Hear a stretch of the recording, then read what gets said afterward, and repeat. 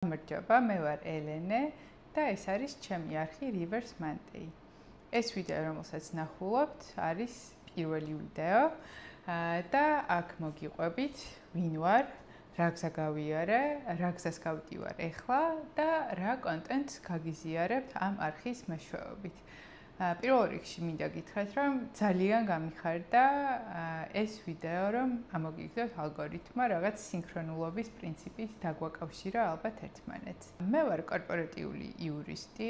ვცხოვრობ პანამაში და კორპორატიულ სამყაროში ვმუშაობდი დაახლოებით 12 წელი. ამ 12 წლიდან ყოველი წელი იყო ერთმანეთზე სტრესული, რაც უფრო ვიზრდებოდი კარიერულად, მემატებოდა პასუხისმგებლობები, პოზიცია, პროექტები და ხელფასი, კიდევ უფრო სტრესული იყო ეს ყველაფერი. ჩემი მეგობრები მეხუმრებოდნენ კიდევაც, რომ აი შენ სულ მუშაობ, არსად არ მოდიხარ, რაღაცა, მოკლედ ესეთი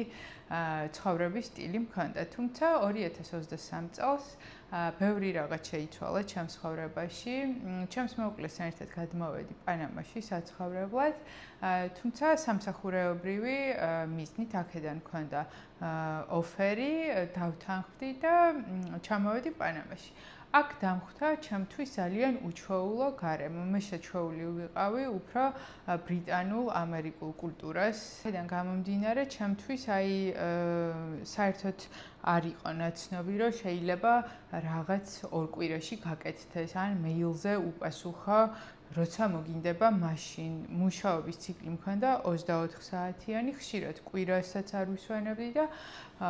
ბოლოს მახსოვს, რომ 6 წლის მანძილზე ერთი დღეც არ მქონია შვებულება. თუმცა ვერ გეტყვით, რომ როდესაც ამ სტრესულ გარემოში ვიყავი, აღვიქვამდი იმას, თუ როგორი სტრესულია ეს ყველაფერი. პირიქით, დრო ძალიან სწრაფად გადიოდა და აგრესიული მუშაობის ტემპში ვიყავი გადართული. პანამაში რომ ჩამოვედი, ძალიან ლათინური კულტურა დამხვდა, რაც იყო ჩემთვის შოკის მომგვრელი. ყველა მუშაობდა ნელა, არავის არსად არ ეჩხარებოდა, საქმე თუ არ გაკეთდებოდა, დიდად ამაზე არავინ არ დარდობდა. მოკლედ რაღაცა ესეთი სიტუაცია იყო და მივხვდი, რომ აი რაღაც, ეს არის ის საოცნებო სამსახური, სადაც ძალიან მაღალი პოზიცია გაქვს, მაღალი ხელფასი გაქვს, კარგი ბენეფიტებით და თან საქმეც არ გაქვს ბევრი. და ეს ჩემთვის იმდენად უშუალო აღმოჩნდა, რომ დავიწყე ფიქრი, საერთოდ მომწონს თუ არა იურისტობა და სამართალი და მინდა თუ არა რომ მთელი ცხოვრება ამას დავუთმო და პასუხი იყო არა, იმიტომ რომ 90-იანების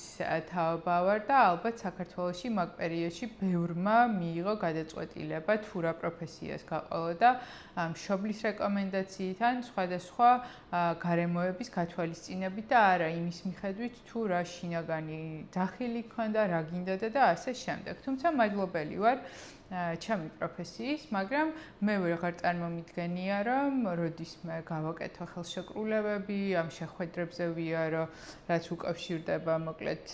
კორპორატიულ სამართალს და ასე შემდეგ. ვერც კორპორატიულ სივრცეში წარმომიდგენია, რომ ვიმუშაო 48 საათი, 40 საათი კვირაში, შეიძლება მოკლე პროექტები ავიღო ან რამდენიმე საათი კვირაში, თუმცა ამ ეტაპზე ცხოვრების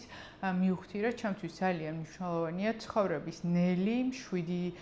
ტემპი და რომ მე შევადგინო ჩემი განრიგი, იმიტომ რომ ყოველთვის ერთნაირი ხასიათზე არ ვარ, ყოველთვის ერთნაირი განწყობა არ მაქვს. ამას ემატება ის, რომ კორპორატიული სამყარო და ზოგადად სამუშაო სამყარო მთლიანად აგებული არის კაცების რიტმზე, არის ძალიან მასკულინური და არ ითვალისწინებს ქალების ჰორმონალურ რიტმს, ციკლს და საერთოდ არ აინტერესებს მოკლედ გენდერი იმ თვალსაზრისით, რომ თუ გრაფიკით გათვალისწინებულია, რომ სამუშაო დროები არის ეს, უნდა იმუშაოს ყველამ ერთნაირად ერთი და იმავე დროს და ხშირად წარმატებასაც თუ გინდა მიაღწიო და წინ წახვიდე, მით უმეტეს საქართველოდან თუ ხარ, გიწევს რომ ძალიან ბევრი აუნაზღაურებადი ზეგანაკვეთურიც იმუშაო იმისთვის, რომ გამოჩნდე, დაფასდე და კონკურენცია გაუწიო სხვა ქვეყნების წარმომადგენლებს. ყოველ შემთხვევაში ჩემთვის ეგ გამოცდილება არის რელევანტური სამწუხაროდ ის რომ საქართველოდან ვარ არასდროს არ დამხმარებია საერთაშორისო კომპანიებში ყოველთვის პირიქით დამტკიცება მიწევდა რომ აი მე შემიძლია და მეც გავაკეთებ და არ აქვს მნიშვნელობა საიდან ხარ განსაკუთრებით როცა შეხება მქონია ამერიკულ კომპანიებთან ძალიან ბევრი რომ არ ვილაპარაკო ჩემს გამოცდილებაზე პირდაპირ გადავალ იმ მომენტზე როცა წამოვედი სამსახურიდან ლევანტელი გადმოსახედიდან შემიძლია გითხრათ რომ წამოსვლა ბევრად მარტივი იყო როგორც გადასაწყვეტად ისე გასაკეთებლად ვიდრე შემდგომი პერიოდი იმიტომ რომ მივხვდი რომ აღარ მინდა როგორც იურისტმა ვიპოვნო სხვა სამსახური იმასაც მივხვდი რომ არ არის სამსახურში პრობლემა არამედ იმაში რომ მე ამ პროფესიის მიმართ დავკარგე ინტერესი და ამას დაემატა ის რომ დავიწყე ბევრად უფრო მეტად ფიქრი ჩემ ცხოვრებისეულ მისიაზე რომ სასარგებლო მინდა იყოს ჩემი ცხოვრება პირველ რიგში საკუთარი თავისთვის რომ არ მოგატყუოთ და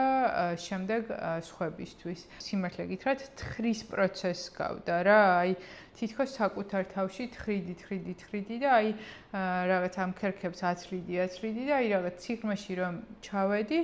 დავიწყე უკვე ფიქრი ბავშვობაში რა მიყვარდა რა მაინტერესებდა რა იყო ჩემი ჰობი და ბავშვობიდან დღემდე მოყოლებული დავიწყე იმის გაანალიზება რა არის ის რაღაცეები, რასაც სულ ვაკეთებ სიხარულით, სიამოვნებით და არ მბეზრდება.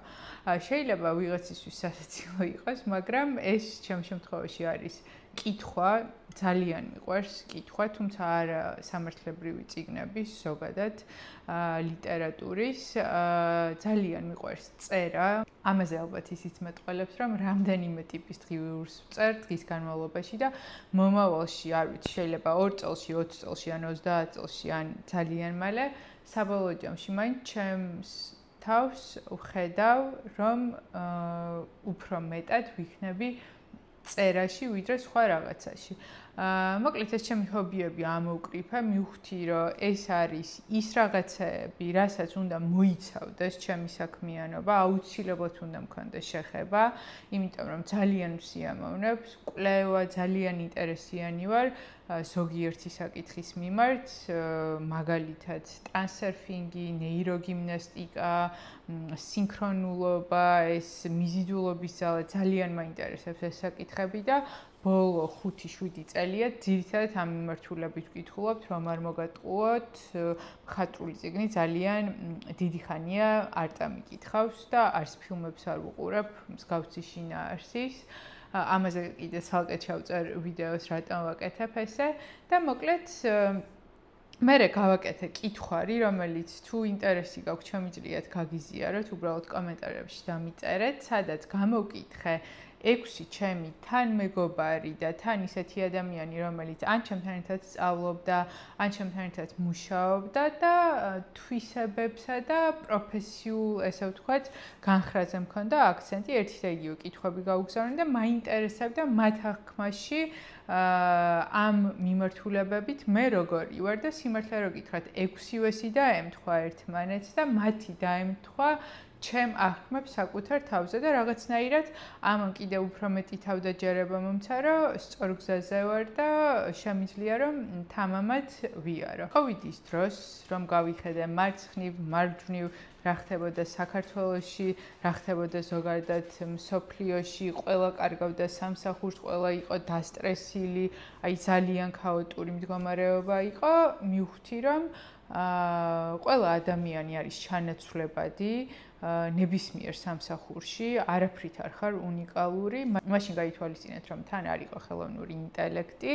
მე არანაირი ცვლილება არ შემხებია პირიქით, მაშინ კარიერულად ძალიან გავიზარდე, ძალიან დიდი ნაბიჯები გადავდგი. უბრალოდ მივხვდი, რომ მე არ უნდა ვიყო სხვებზე დამოკიდებული, მით უმეტეს იმათზე, ვისთვისაც მე ვარ რაღაცა ჭანჭიკი ერთ ძალიან დიდ მანქანაში. და მაქედან მოყოლებული აი სულ რომ ჩემი მეგობრები მეხუმრებოდნენ შენ ამდენს მუშაობ, ეს არ არის ნორმალური, დაბადების დღეზე ძარზე ხარ, იქაც ძარზე ხარ. სულ ვეუბნებოდი რომ 35 წლის რომ გავხდები, მე აღარ ვიმუშავებ სხვების მიზნებზე, მე ვიმუშავებ ჩემს მიზანზე და რაღაცნაირად ეს იმდენჯერ ვთქვი რომ სამყარომ ალბათ გამიგო, მეც რაღაცნაირად დავუჭერე საკუთარ თავს და აი ძალიან კარგად მოხდა ყველაფერი, მოკლედ რა გულისხმობ იმას რომ სამსახურიდან წამოვედი და არ დავიწყე ახალი სამსახურის ძებნა, საკუთარ თავს მივეცი იმის საშუალება რომ მეფიქრა რის იკეთება მინდოდა და ამ ფიქრში მივედი ნელ-ნელა იმ ეტაპამდე რომ მინდა შევისწავლო ახალი პროფესია, რასაც ქვია mindfulness based stress reduction practitioner ან ინსტრუქტორი, რაც გულისხმობს ჩვენს ცნობიერებაზე დაფუძნებით, ცნობიერებაში შეღწევით, ცნობიერების პრაქტიკით სტრესის შემცირებას და ამით ჩვენი ცხოვრების ხარისხის გაუმჯობესებას. ადრე ვერც ვიფიქრებდი, რომ ესეთი პროფესიები საერთოდ არსებობს და რაღაცნაირად აი ისევ ამ სინქრონულობის პრინციპით სულ ისეთ წიგნებს ვკითხულობდი, ისეთ ვიდეოებს ვნახულობდი, ისეთ რაღაც ესე ვთქვათ კურსებზე შევედი, რომ აი რაღაცნაირად მივედი ამ დასკვნამდე, ეს ყველაფერი მომეწონა და ეხლა უკვე დავიწყე სწავლა და სხვათა შორის ამ არხის ერთ-ერთი მთავარი მიზანი და мотиваცია იქნება ის, რომ მე ამ ჯერ 8 კვირიან და შემდეგ 2 წლიან პროგრამაში რასაც ვისწავლი, პრაქტიკაში დავნერგავ და მივხვდები რომ მუშაობს, აუცილებლად გაგიზიარებთ. რაც არ მუშაობს, მაგასაც აუცილებლად გაგიზიარებთ. გაგიზიარებთ იმ წიგნებს, რომლებსაც მე ვკითხულობ ეხლა და ცოტა სხვანაირი კითხვის პრინციპი მაქვს. ადრე ორიენტირებული ვიყავი რაოდენობაზე, ეხლაც უამრავი წიგნი მაქვს, რომელიც გამოვიწერე და ჯერ არ წამიკითხავს, მაგრამ ეხლა შევცვალე ეს მიდგომა, წიგნი თუ მომეწონა, აი რამდენიმეჯერ ვკითხულობ, ძალიან სიღრმეებში ჩავდივარ, ვწერ, აი რაღაცა შინაარსებს ვწერ და რა სიმბოლოებია და მოკლედ აი გარჩევას, წიგნის გარჩევას და თუ საინტერესო იქნება ჩემი აუდიტორიისთვის, ძალიან მინდა რომ ესეც გავაზიარო. ამ ეტაპზე არჩეული მაქვს 22 წიგნი, რომელიც მე მეხმარება ტრანსფორმაციაში, იმიტომ რომ ჩემთვის ტრანსფორმაცია არის მუდმივი ერთი გრძელი პროცესი, რომელიც კიდე შედგება შიგნით ციკლებისგან. შეიძლება ეხლა დავასრულე პატარა ციკლი ტრანსფორმაციის, თუმცა დიდ ტრანსფორმაციაში ვარ, მაინც ალბათ როგორც თქვენ. და ძალიან გამიხარდება კომენტარებში თუ დამიწერთ ამ და მსგავს საკითხებზე თუ გაქვთ კითხვები, ინტერესები, შეიძლება რჩევები და ჩემი ინტერესები თუ დამირქვევა თქვენსას, აუცილებლად შევისწავლი საკითხს, ჩავწერ ვიდეოს და ვეცდები რომ რაც შეიძლება სასარგებლო იყოს ის ინფორმაცია, რომელსაც გაგიზიარებთ. ძალიან დიდი მადლობა, ვინც ნახა ეს ეპიზოდი, ვიდეო და ყოველ პარასკევს საღამოს 7 საათზე თბილისის დროით ამ არხზე დაიდება ერთი ვიდეო დროებით.